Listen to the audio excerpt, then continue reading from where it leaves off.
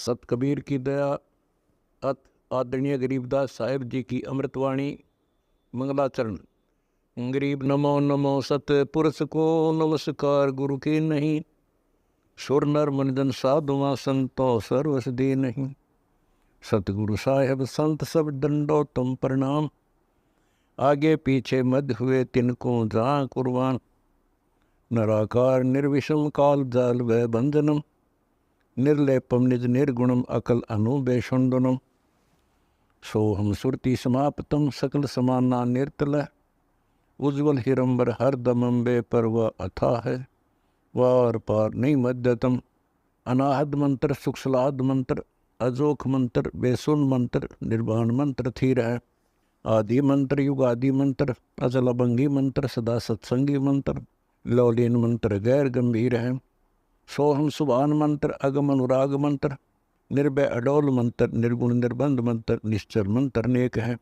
गैबी गुलजार मंत्र, निर्भय निराधार मंत्र, सुमृत सुकृत मंत्र, अगमी अबंच मंत्र, अदली मंत्र अलेख है। फजलम फराक मंत्र, बिन रसना गुणलाप मंत्र, झिलमिल जहूर मंत्र, सर्वंग भरपूर मंत्र, सैलान मंत्र सार है। निरंकार गर्क मंत्र, तेज पुंज परख मंत्र, अदली अबंध मंत्र, अजप्पा निरसंद मंत्र, अविगत अनहद मंत्र, दिल में दीदार है। वाणी विनोद मंत्र, आनंद असोद मंत्र, कुर्सी करार मंत्र, अनबय उचार मंत्र, उज्ज्वल मंत्र अलेख है। साहिब सतराम मंत्र, साईं निकाम मंत्र, पारक प्रकाश मंत्र, हीरंबर उल्लास मंत्र, मौले मलार मंत्र, पलक बीच खलक है। कौन ब्रह्मा का पिता है, कौन विष्णु की माँ, शंकर का दादा कौन है, हमको कूदे बता। यह जानने के लिए कृपया सुनिए जगत गुरु तत्वदर्शी संत रामपाल जी महाराज के। मृत्यु ना जाने के कष्ट जीव के ऊपर है, ये सब दुख निवारण होंगे।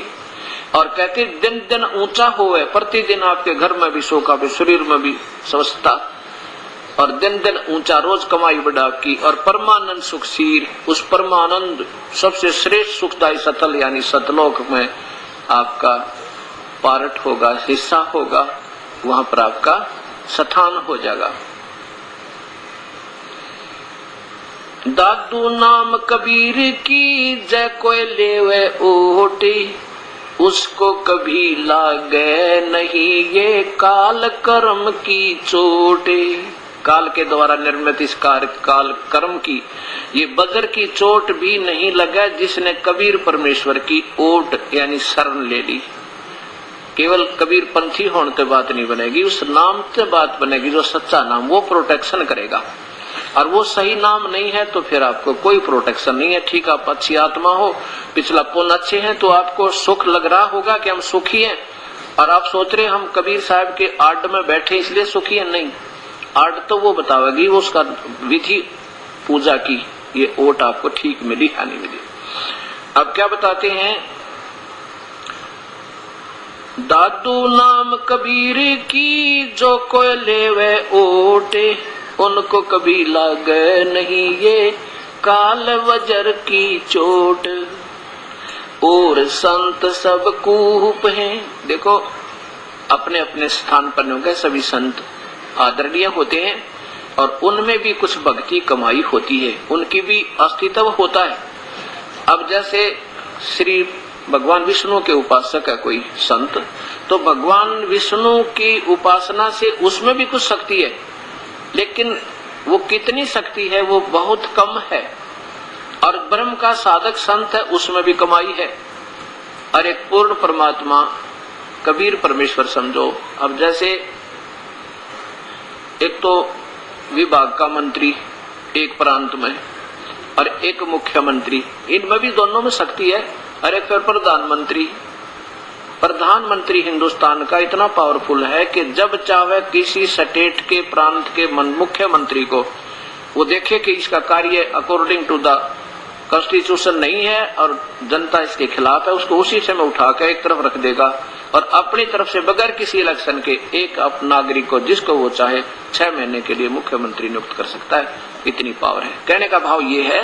तो अब इससे तुलना की है कि शक्ति तो ब्रह्मा विष्णु महेश में भी है और शक्ति ब्रह्म पर ब्रह्म में भी है, लेकिन कबीर परमात्मा पूर्ण ब्रह्म के तुल्य नहीं है। इसकी यहाँ तुलना श्री दादू जी करते हैं। और संत सब कूपे हैं, कूप माने एक कुएं, और केतेक श्रीता नीर। कुछ जैसे ब्रह्म समझो, ये ब्रह्मा विष्णु महेश तो कूप समझो, कुएं, ये भी लाभ देते हैं। और कुछ सरिता नीर यानी छोटी मोटी जो नाले होते हैं सीजनल से, ये ब्रह्म समझो। और दादू अगम अपारे है वो दरिया सत कबीर। कितनी अच्छी तुलना की है कि कबीर परमेश्वर को तो दरिया समझो, जिसमें नहावे बीर, नहर भी निकाल ले, पानी भी पीवर, जैसे गंगा जैसी निर्मल दरिया। और बाकी संत जैसे कूप का काम वो कर रहे हैं, भगवान विष्णु भी, भगवान, लेकिन मेरे पानी तक काम के ऊपर चला जा, सिंचाई के लिए ना मिलाता है, फिर भूखा मरे। तो ऐसे सारे काम सरेंगे, किस से सरेंगे? उस दरिया से सरेंगे जिसमें से नहर भी निकाली जाती है, कैनाल निकाली जाती है, फिर भी उसका दरिया का पानी सुरक्षित सफिशिएंट रहता है। ऐसे वो परमेश्वर कबीर साहब है। और संत सब कूप हैं, केतेक श्रीता नीर, दादू अगम अपार है ये दरिया सत कबीर। अब ही तेरी सब मिटे ये जन्म मरण की पीड़, श्वास उसास सुमर ले दादू नाम कबीर। उस कबीर परमेश्वर का सच्चे नाम ने जो सतनाम संत देगा, उसको सांस उसास में सिमरण कर ले। ये 2 मंत्र का जाप है सतनाम, और ये दास आपको देगा। यही धर्मदास जी को मिला था, कबीर साहब ने स्वयं दिया। ये गरीबदास जी को मिला था, ये दादू जी को मिला था, ये श्री नानक जी को मिला था, ये श्री मुल्कदास जी को मिला था, ये श्री रामानंद जी को मिला था, और ये गरीबदास जी को दिया, जिससे गरीबदास से परंपरा से फिर दास को उपलब्ध हुआ। और फिर इसके बाद एक सार नाम है, वो अभी तक किसी के पास नहीं था। इस दास के ऊपर मेहर करी परमात्मा ने, क्योंकि धर्मदास जी को जो परमात्मा कबीर साहब ने कहा था, धर्मदास तो पुण्यात्मा, इससे सिद्ध हो गया कि किसी के पास भी वेदों से हटकर ज्ञान नहीं था, और वेदों में वो ज्ञान है ही नहीं जिसकी हमें जरूरत थी। इसलिए क्या रहा, अब इसके ऊपर चलेगा सत्संग शेष, संत गरीबदास जी की अमर वाणी, अथ कथनी बिना करनी का होगा। इसमें से कुछ वाणी सुनाएगा दास। जैसे आपको बताया गया कि काशी विद्यापीठ पढ़कर ब्राह्मण आते थे, उनको विद्वान माना जाता था, उनकी दुकान बढ़िया चला करती थी यहाँ भोले समाज में। तो गरीबदास जी उस पढ़ाई के बारे में कहते हैं जो वो पढ़ा करते, केवल लोगों को ठगने के लिए। गरीब पढ़ना गुण ना चातुरी, यह तो बात सुगम, सत सुकृत और बंदगी, या है बात अगम। के गीता वेद पुराण पढ़े लिए, चतुरता दिखा दी, बड़े बड़े लेक्चर झाड़ दिए, ये तो बहुत आसान है। लेकिन सत सुकृत, सच्ची भक्ति, सच्चे अच्छे कर्म और भक्ति, सच्ची भक्ति, बंदगी, प्रणाम। बंदगी के अंदर वजह सारा कुछ आ जाता, भक्ति भी आ जाती है, मंत्र भी आ जाते हैं, प्रणाम भी आता। कई बार विशेष तौर पर बंदगी प्रणाम को बोलते हैं, बंदगी प्रार्थना भी कही जाती है। फिर बताते हैं कि सत्य सुकृत, अच्छे कर्म और बंदगी, परमात्मा की स्तुति, नमस्कार, प्रणाम, भक्ति सच्चे ढंग से पूरे गुरु से प्राप्त करके तत्व ज्ञान के आधार से करना, यह है बात अगम। ये ऊंची बात है, आगे की है, बहुत सबसे आगे की, सबसे श्रेष्ठ। गिर पड़ना गुनना रोग है, उलझे दुनिया माही, 52 अक्षर में बंद रहे, आगे की सुध नाही। संस्कृत भाषा के 52 अक्षर बताए। इसको इसलिए सीधा अर्थ कहते हैं जो संस्कृत से सीमित है, इन ग्रंथों तक सीमित है, इनमें वो ज्ञान है नहीं। ये उलझे दुनिया में, ये लक्ष्य 84 के चक्कर में रह गए। गरीब पढ़े गुणे पावे नहीं, अनपढ़ने से न्यार, अकोचर छंद है, कैसे पावे पार।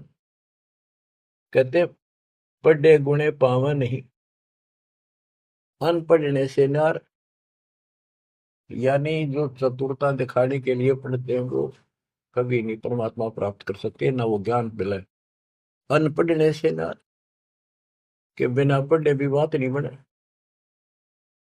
अब जैसे आप अक्षर ज्ञान प्राप्त कर रहे हो, आप भले ही अपनी रोजी रोटी के लिए कर रहे हो, लेकिन अब इस पढ़ने से आपको अपने मूल ग्रंथ समझ में आ जाएंगे। ये सूक्ष्म वेद है, इसके अंदर जो गूढ़ रहस्य है वो अन्य वेदों से भी उत्तम और गहरे हैं। इसमें कह दिया पढ़े गुणे पावे नहीं, यह पढ़ाई है वो तो मूर्ख बनाने की। अनपढ़ने से ना, जो नहीं पढ़े वो भी दूर रहेंगे। हमारे को अक्षर ज्ञान नहीं था, इसलिए हम इन चतुर लोगों की बातों में फंसे रहे।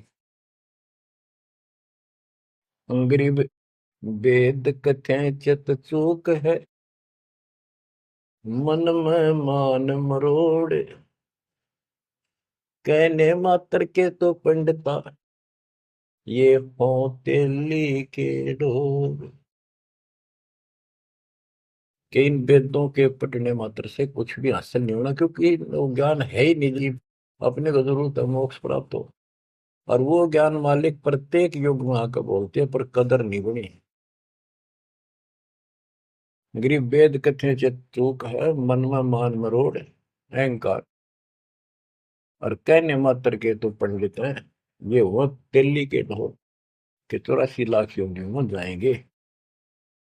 अब जैसे एक बहुत ही अच्छा उदाहरण दिया संत गरीबदास जी ने, बच्चों ये गाना बजाना समय के अनुसार शब्द भी सुनाए जाते हैं, और ये कड़वी गोली भी खिलाई जाएंगी, तभी ये रोग कटेगा। सारा ट्रीटमेंट कंप्लीट करना पड़ता है।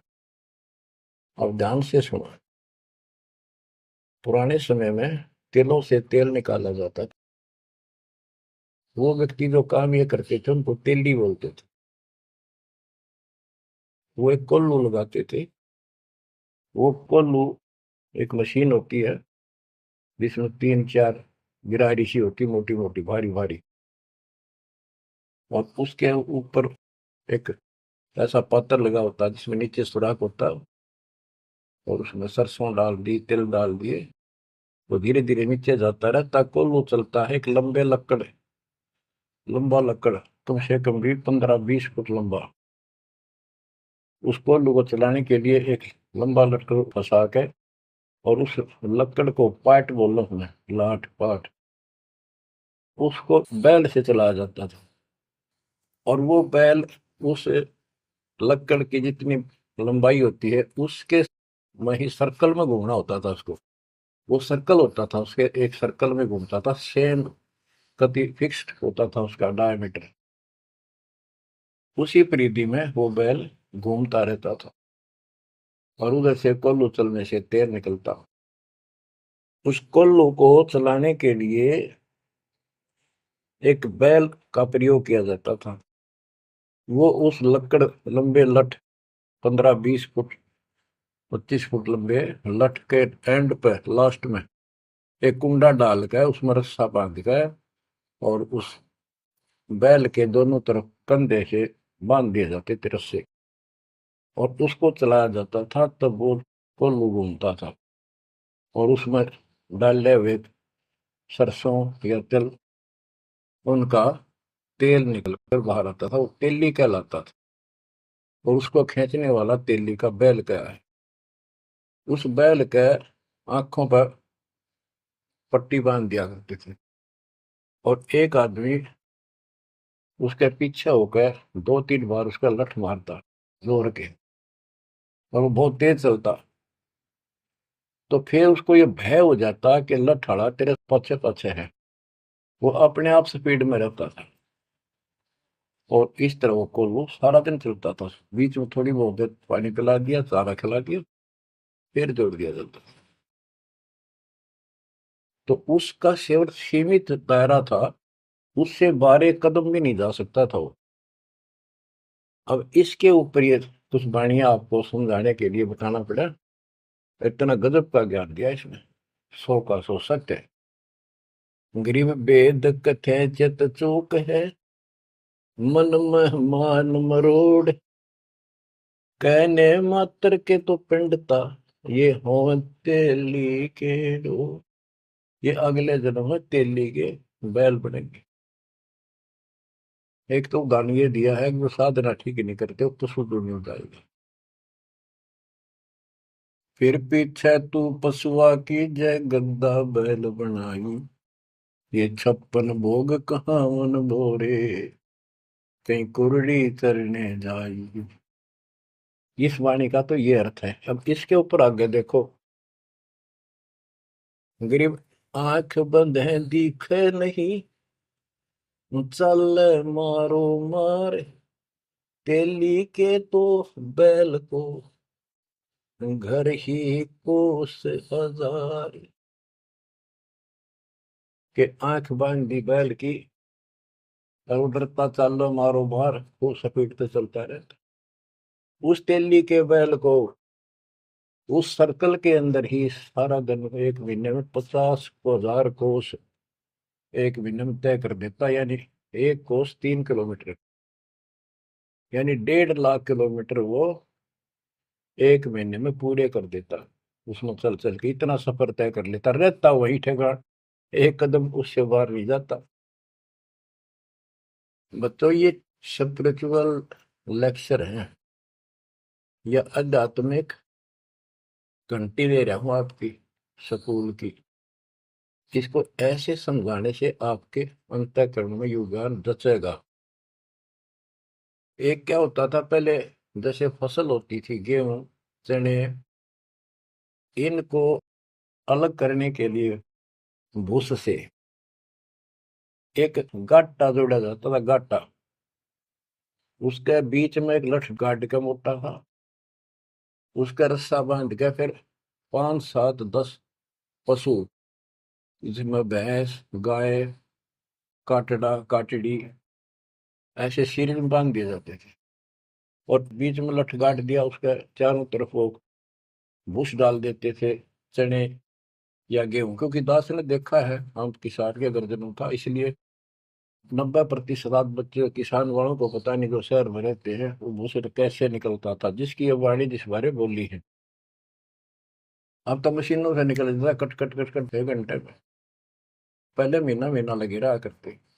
दास का जन्म ऐसे समय में दिया दाता ने जब वो 5505 निकट आ रहा था, और वो पिछला प्रोसेस सारा पता है जो एक वाणी में बोला गया है। दास को समझने में आसानी रही, आपको समझाने में आसानी होगी। तो उसको हम तो गाटा बोला करते, गाटा जोड़ रखे। वो सारे पशु एक लाइन में चलते रहते, चारों तरफ घूमते, जैसे तेली का बैल घुमा करता। ये उस फसल को काटने के लिए उनके पैरों के नीचे वो फसल कट जाती, छोटा छोटा तूड़ा भूस बन जाता। फिर उससे गेहूं चने अलग कर लेते, और भूस अलग हो जाता। उसको गट्टा बोला करे। और पलवल साइड, इधर फरीदाबाद साइड में उसको धाए बोलते थे, धाए। धाए यानी पशुओं का एक समूह, एक से एक गले का रस्सा बांध दिया जाता था। वो बाहर नहीं जा सकते, अंदर आ नहीं सकते, क्योंकि एक दूसरे को धक्का नहीं दे सकते। वो एक लाइन में चलते थे चारों तरफ सर्कल में। अब इसको इन अज्ञानी गुरुओं के ऊपर सेट किया है दाता संत गरीबदास जी ने इस वाणी को। गरीब दाएं जुड़ी अज्ञान की, गह घाटा ठोर, एक पेड़ चाले नहीं, काट बड़ी बड़ी खोर। कि जैसे वो पशुओं के द्वारा धाय जोड़ के घुमाई जाती है और वहीं घूम रहे होते, उससे अलग एक कदम नहीं जा सकते। तो जितने भी ये संत हैं, इन्होंने अपने अपने चेले बांध रखे, अपने अज्ञान वाले लटके, गुरु बनकर बैठ गया और उसको पशु बांध रखे, पशु पुत्र। वो इस जन्म मरण के चक्कर में यही गाटा गा रहे हैं, यही दाएं चल रही है उनकी। एक पेड़ चाले नहीं और कड है बड़ी बड़ी खोर। खोर मैंने बड़े बड़े कदम रखे, तेजी से चलना, पाथे डंडे लगे होंगे। तो ये सारे जितने भी चेले हैं, उनके जितने गुरु हैं, उनके जितने शिष्य हैं, उनको तो धाएं बताई, ये गाटा, और इस जन्म मरण के चक्कर को एक ये सर्कल बताया कि इसी में ये घूम रहे हैं, एक कदम इस तरह बाहर नहीं जा पाए। जाना सतलोक है। जैसे किसी ने सफर करना है तो कदम जितने रखेगा मंजिल की ओर होते हैं, ठीक रास्ते पर। और ये वहीं बांध रखे स्वार्थवश जिसने पशुओं को, वो तो उस सर्कल में घूम सका, उस तो बाहर जा ही नहीं सकता। गरीब दाएं जुड़ी अज्ञान की, गह घाटा ठोरी, एक पेड़ चाले नहीं, काट बड़ी बड़ी खोर। गरीबदास जी ने कहा है, कोई है रे परले पार का, जो भेद कहे झनकार का। वारई गोरख वारई दत्त, यानी ये सब वार ध्रुव प्रहलाद अर्थ, वार ही सारे, ब्रह्मा भी वार, ये भी वार, सारे ब्रह्मा विष्णु महेश यहीं पर, दुर्वासा वार, ये गह गाटा ठोर। गरीब चार वेद सठ शास्त्र, पढ़े 18 पुराण, सतगुर पूरा मिला नहीं, पंडित होशी समान। ओह, कबीर साहब कहते हैं, गुरु बिन काहू न पाया ज्ञाना, जो तो था वो छड़े किसाना। गुरु बिन वेद पढ़े जो प्राणी, समझे अनुसार रहे ज्ञानी। बच्चों, एक तो होती है मान बढ़ाई, अहंकार, और एक सच्चाई जो होती है वह मान बढ़ाई नहीं कहलाती। जैसे दास कह रहा है, और जब आपको भी समझ आ गई है, स्पष्ट हो गया, आपको पता लग गया है कि गुरु बिन वेद पढ़े जो प्राणी, समझे ना सार रहे अज्ञात। वेद पढ़े पर वेद न जाने, ये वाच्य है पुराण 18। और परमात्मा की कथा सुनो, परमात्मा की कथा की चर्चा करो। इसके अतिरिक्त जो भी बातें करते हो, सुनते हो, वह सब व्यर्थ है। ऐसे ही आध्यात्मिक वीडियो देखने के लिए हमारे चैनल विश्व विजेता संत रामपाल जी महाराज को